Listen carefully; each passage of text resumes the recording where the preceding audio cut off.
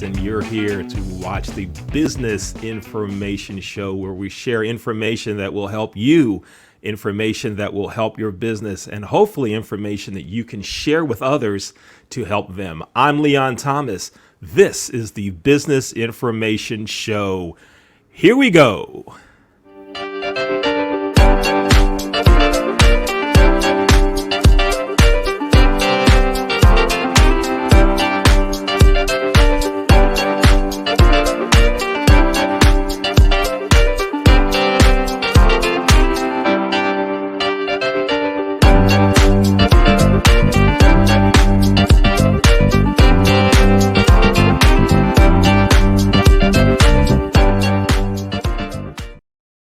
Welcome to the Business Information Show. I'm Leon Thomas. We have a great guest today. Her name is Jennifer Grant. Jennifer is an image consultant, a personal brand expert, and a business etiquette coach. Jennifer, thanks for being here. It's great to have you. Oh, Leon, it's my pleasure. I'm so excited about getting the chance to spend some time with you today. I just love following you on LinkedIn, and this has made my day. Great. Thank you. Thank you so much for the kind words. And I enjoy following you as well. And that's how we met, is through LinkedIn. I'm thinking maybe about a year ago or somewhere around that. Yeah. Yeah, so, we met through Lynn West. We did. So I've known Lynn for many years when we both worked for the airlines, and then we both decided to, launch a business afterwards. So here we are. Yeah. It's interesting. I met Lynn, and I cannot remember how I met her, but it was through LinkedIn. And I asked for some advice and direction, and to show you the power of networking and the importance of networking and having good people in your social circle, so to speak. Absolutely. I met Lynn, and she introduced me to you. And I think between that, we've introduced others to each other. Yes. And hopefully we've been able to help folks grow, help their businesses grow too. And I think that's part of what you like to do, isn't it? Yes, it absolutely is. That's my whole mission right now with my business, is to help people unleash their, greatest strengths and potential. So I'm very passionate about what I do. Yeah. So how did you get into this, what you're doing now as an image consultant and a business etiquette coach and a personal brand expert? How did you get into this? How did that start for you? Well, I think it's been in my mind for, many years. I had a long time career in the airline industry, so about 27 years with Air Canada Jazz. And I used to find myself in boardroom meetings really studying, other participants in the room, sort of looking at their demeanor, looking at, how they spoke and all kinds of things, their nonverbal, their body language. And it was just, I always found that really interesting. And I felt that I could, that my instincts sort of always served me right in that regard. So after my airline career, I actually retired in 2015. But I was nowhere near ready to retire. So I thought, this is the time where I can bring all of that leadership experience and my interest in image. So I became certified as an image consultant, then worked on personal branding. So I have that certification, and my business etiquette coaching as well. So I basically left one job in August and launched my business in November. So it's been 6 years now that I've been operating Jennifer Grant International, and I just love it. Yeah, that's great. That's great to hear. And that's Jennifer Grant International. I want to go ahead and make sure folks know how to get in touch with you. They go to your website. That's Jennifer Grant International, and they can learn more about you and perhaps even get you to help them in improving areas that they want to improve in. So thank you for offering that. I'm happy to help anyone. Yeah. Now, Jennifer, one of the things that I contacted you about when I said, hey, Jennifer, why don't you come on the show? Now, again, I didn't say that, but hopefully you felt the enthusiasm as I was sending you the message, right? Yes, I definitely did. Right? Yeah. There were a series of posts that you made, and all of your posts, I get something out of them. I find them very enlightening and really cause me to think and reflect on things that I do and things that I don't do, things that I need to improve. But there's a recent series of posts that you made that were kind of along the same theme, and Mhm. I want to talk about some of those, and you Sure, go ahead and share some insights in them. sure. The first one, the first comment that I saw, it said, "It's good etiquette not to broach any controversial topic when you first meet someone." Tell us more about that. So thanks, Leon. I think controversial topics, I mean, there are many of those in this day and age, but I think those types of conversations should be reserved for people that you trust. Hopefully, you've known them for quite some time, and you would feel comfortable to broach, a subject that someone brand new might feel awkward about or feel that it's inappropriate. So it's just more of a personal judgment about the things that you choose to talk about when you first meet someone. So it's just a little tip to probably stay away from those more controversial issues, at least until you get to know the person a bit better. Yeah. Now, I don't know how much you follow U.S. politics and a lot of the I things that are do. going on here. But it's interesting that I'll share two things that happened. One, if we go back to last spring, when at the height of the Mhm. pandemic, as well as the murders of black men seemed to get a great deal Mhm. of publicity, it wouldn't surprise you at the number of people that came up to me in public and just started conversations. What do you think about the shooting? What do you think about Mhm. this? What do you think about that?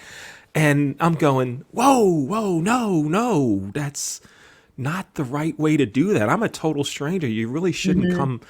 come at me with that. And the other thing, of course, is politics. You Yes. know, the day after Joe Biden was elected, I'm in a supermarket and someone says, "Hey, buddy, looks like things are going downhill now. Biden's in office."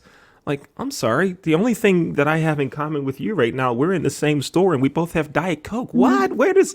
Where does this come from? So, what makes people not do what you just suggested? What makes them so comfortable? What do you think that makes them comfortable that you can just start talking about anything?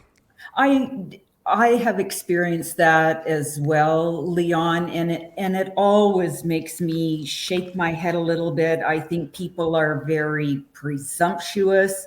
People can stereotype others, and I think it boils down to just poor judgment on someone's part if they feel like they can just approach you or anyone and start a conversation, particularly one that might not be deemed, to be that appropriate when you're first meeting someone or approaching a total stranger. So I think it's all about taking a pause and thinking about what it is that you want to say. And if you want to, if someone approaches you, the first thing they should be asking is, hello, my name is so and so. I'd really like to ask you a question. And, I've seen you on the business improvement podcast. And so, here's what I'd like to chat with you about. So I think there always has to be an opener or an introduction rather than just somebody just take it for granted that you're going to have the same opinion of them. It all boils down to etiquette in Yeah. communication. Jennifer, I'm going to purposely use one of the phrases that in another post you suggested that we do not. And that is, you know what I mean? You know what I mean? So, Jennifer, it's great having a conversation with you here. And yeah, people do go over the line in those conversations. You know what I mean? You know what I mean? You know what I mean?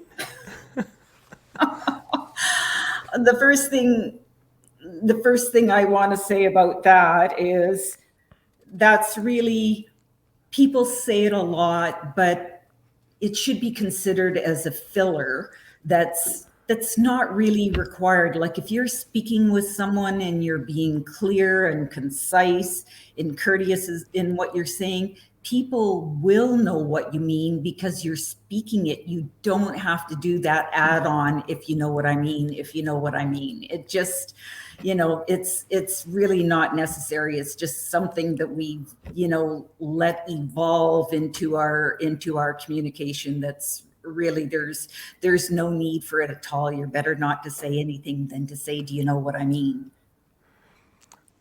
Yes, I agree. I agree. And I noticed there are some other phrases that I even see in writing. And Mm-hmm. I hear folks saying them, and I'm like, they really don't need to say that. They really don't need No. to do that. And often these things become habits. I think Yes, they they're do. habits, and we don't even recognize that they've become habits for us. And for what it's worth, I'm not a communication major or anything, but I think I'm a good communicator. For what it's worth. You definitely are. You are so good at what you do, Leon. Yep, communication And is a big strength for you. yeah, thank you. And I threw that other one in, for what it's worth. For what it's worth, I hear that one combined with, well, I only went to this high school. I didn't go to an Ivy League college. I didn't go here. I didn't go here. I'm just a guy. For what it's worth, and correct me if I'm wrong. And those phrases. Talk to me some about that one. For what it's worth. Well, for what it's worth, that's another one of those, fillers that's crept into our conversations or dialogue. And it's it's really, when you think about it, it's redundant, because what you're probably sharing is your opinion, and you don't want to, like, saying for what it's worth, probably plant some doubt in that other person's mind that you're communicating with. So it's just an unnecessary group of words that you should avoid from saying. So that's what I think about for what it's worth. Yeah, yeah. Folks, you're watching the Business Information Show. My name is Leon Thomas. Our guest today is Jennifer Grant. Jennifer is the president of Jennifer Grant International. To find out more about her and her company, you go to jennifergrantinternational.com. And if you would like to be a guest on the Business Information Show, it's easy to do. Just send me an email. The email address is leonthetrainer@gmail.com, or you can go to the website in the lower right corner there. That's leonthetrainer.net. Jennifer, let's talk about some things away from business, because Oh, sure. everyone that's heavily involved in business, we need things to give ourselves a break. We need things to help us recharge. We need things to do that are fun away from business. And in looking at some of your posts, you're a hiker and swimmer. Tell me about that, and what else do you do? Oh, thanks, Leon, for asking. I guess starting with swimming, I've been an open water swimmer for probably 25 years now. I think how I feel about that is, if I see any body of water, whether it's the ocean, a lake, a river, or a creek, or even a mud puddle, my first thought is, I want to swim in there. So I find with open water swimming, and especially distance swimming, it really requires a lot of mental fortitude, because it can be very challenging dealing with, especially with ocean conditions, with swells and jellyfish.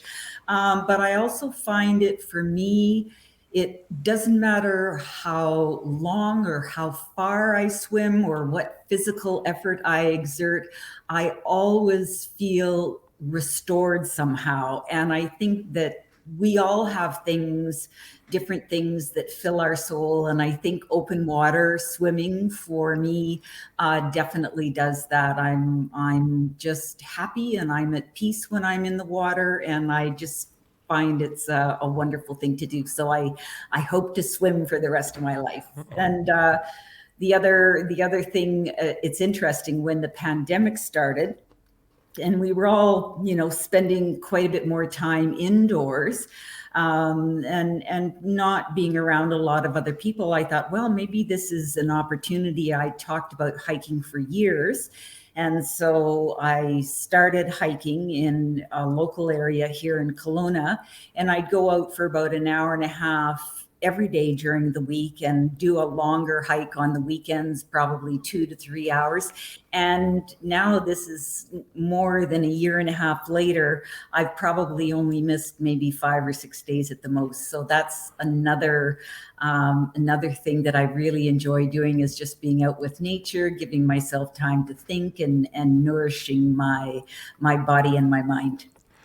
And that's so important to do. You're in a business that has a mission of helping people, of helping others, and it's so important for you to be able to recharge, to rejuvenate, and so that you can stay fresh and help those that you're working with. Yes. You mentioned swimming. Now, can I tell you my swimming story? Absolutely. All right. Now, some folks will get this. I swim like a typewriter. Straight to the bottom. I've had swimming lessons, private lessons 3 times, and it just doesn't happen. It doesn't happen. I've only been on the beach 3 times. Once was just about a month ago for my son's wedding, and the other 2 times I was actually in a full business suit on one of the beaches on the Atlantic coast of Florida, just taking a break from running a hotel. So good for you. It's swimming. It just doesn't work for me. I don't know. Well, Leon, that's all the more reason that you have to consider coming to the Okanagan, where I can host your visit, and I guarantee you I'll be able to help you swim. You do know there are like couple thousand people watching this show. You just told a couple thousand people you're going to get me to swim. That's what I told you. So we have many witnesses now that are going to Okay. All right. Hold you to coming to the Okanagan. It's on video. So that's right. There's 2 parts of that. I have to come there, but also, so if I don't get there, you can't do that other part. All right. Jennifer, let's go to some really, really light, fast questions here. Sure. I'm going to ask a question. You tell me the first answer that pops up. What's your favorite food? Oh, I think my favorite dish, I'm fairly regimented in my nutrition, but I love different yams. I love things like bok choy and mushrooms and onions. And I usually just add some protein to that in the way of chicken or fish. But I have to say that's my favorite type of meal, and have some, fruit afterwards. So. Okay. All right. How about your favorite beverage? Well, I drink a lot of water because I know it's good for me. I'm not sure that I can say it's my favorite, but I do drink a lot of water, and I'm a bit of a coffee hound. So I try and restrict my coffee intake like I have. There you go. No wonder we get along so well. Yeah. I'm going to ask our producer, Dr. J, who's working in the background, if you have that water commercial available, now would be a great time to run it. And if you don't have it now, run it when you get it. Dr. J, feel free to just go ahead and cut off the conversation and run the water commercial. I think this would be a great time for that. Jennifer, we'll just go ahead. Water, it's everywhere. We drink it, we bathe with it, we cook with it. Coffee's made with water. Toilets won't flush without it. It's used for washing clothes, dishes, utensils, pots, pans, floors, and our teeth. Plants and crops need water, animals drink it, and fish need it too. And don't forget, we can have a lot of fun in the water. Water. What would we do without it?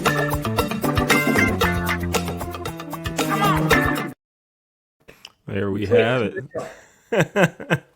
Yeah. Water. That was done by one of our interns. Kelly Johnson did the voiceover on that.